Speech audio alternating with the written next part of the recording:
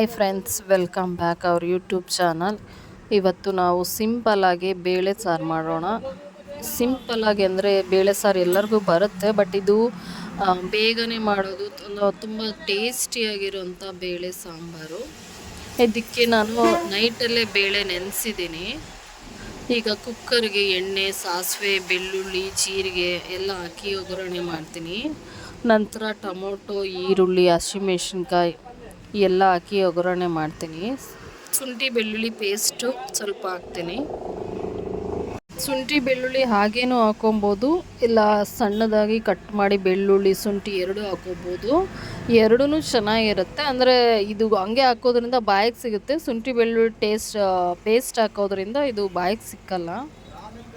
ಎಲ್ಲ ಹಾಕಿ ಈರುಳ್ಳಿ, ಟೊಮೊಟೊ ಎಲ್ಲ ಹಾಕಿದ ಮೇಲೆ ಒಂದು 5 ನಿಮಿಷ ಫ್ರೈ ಮಾಡಿ ಅರಿಶಿನ ಪುಡಿ, ಅಡುಗೆ ಅರಿಶಿನ ಹಾಕಿ ಕರಿಬೇವು ನಾನು ಈಗಲೇ ಹಾಕ್ತಾಯಿದ್ದೀನಿ. ಯಾಕೆಂದರೆ ಮಕ್ಕಳು ಎಲ್ಲ ಕರಿಬೇವು ತಿನ್ನಲ್ಲ, ಮೇಲೆ ತೇಲ್ತಾ ಇದ್ದರೆ ಅದು ಎಣ್ಣೆಲಿ ಫ್ರೈ ಮಾಡಿ ಹಾಕೋದ್ರಿಂದ ತುಂಬ ಚೆನ್ನಾಗಿ ಫ್ಲೇವರು ಬಿಟ್ಟಿರುತ್ತೆ, ಮತ್ತು ಅದು ಫ್ಲೇವರ್ ಬಿಟ್ಟು ತಿನ್ನೋದ್ರಿಂದ ಹೊಟ್ಟೆ ಒಳಗಡೆ ಹೋಗುತ್ತೆ. ಅದು ಅವಾಗ ಸ್ವಲ್ಪ ಅದ್ರದ್ದು ಎಲ್ಲ ಏನಿದೆ ಅದೆಲ್ಲ ಸತ್ವ ಸಿಗುತ್ತೆ. ಅದಕ್ಕೆ ನಾನು ಎಣ್ಣೆಲಿ ಫ್ರೈ ಮಾಡಿ ಹಾಕ್ತಾಯಿದ್ದೀನಿ. ಮತ್ತು ಬೇಳೆ ಹಾಕಿ ನೆನೆಸಿಟ್ಟಂಥ ಬೇಳೆ ರಾತ್ರಿಯೇ ನೆನೆಸಿದ್ದು ಹಾಕಿ ಧನಿಯಾ ಪುಡಿ, ಖಾರದ ಪುಡಿ, ರುಚಿಗೆ ತಕ್ಕಷ್ಟು ಉಪ್ಪು, ನೀರು ಸ್ವಲ್ಪ ಎಲ್ಲ ಹಾಕಿ ನಾನು ಇವಾಗ ಡೈರೆಕ್ಟ್ ಒಗ್ಗರಣೆ ಮಾಡಿರೋದ್ರಿಂದ ಇದಕ್ಕೆ ಮತ್ತೆ ಒಗ್ಗರಣೆ ಮಾಡೋ ಅವಶ್ಯಕತೆ ಇಲ್ಲ.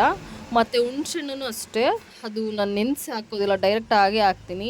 ಯಾಕೆಂದರೆ ಹುಣ್ಸೆಹಣ್ಣು ಹಾಗೆ ಹಾಕೋದ್ರಿಂದನೂ ಅದರಿಂದನೂ ಏನು ದೇಹದೊಳಗಡೆ ಹೋಗಬೇಕು ಅದೆಲ್ಲ ನೀಟಾಗಿ ಬೇಳೆ ಜೊತೆ ಬೇಯುತ್ತೆ. ಅದಕ್ಕೆ ಅದನ್ನು ಹಾಗೆ ಹಾಕೋದ್ರಿಂದ ಚೆನ್ನಾಗಿರುತ್ತೆ ಟೇಸ್ಟು.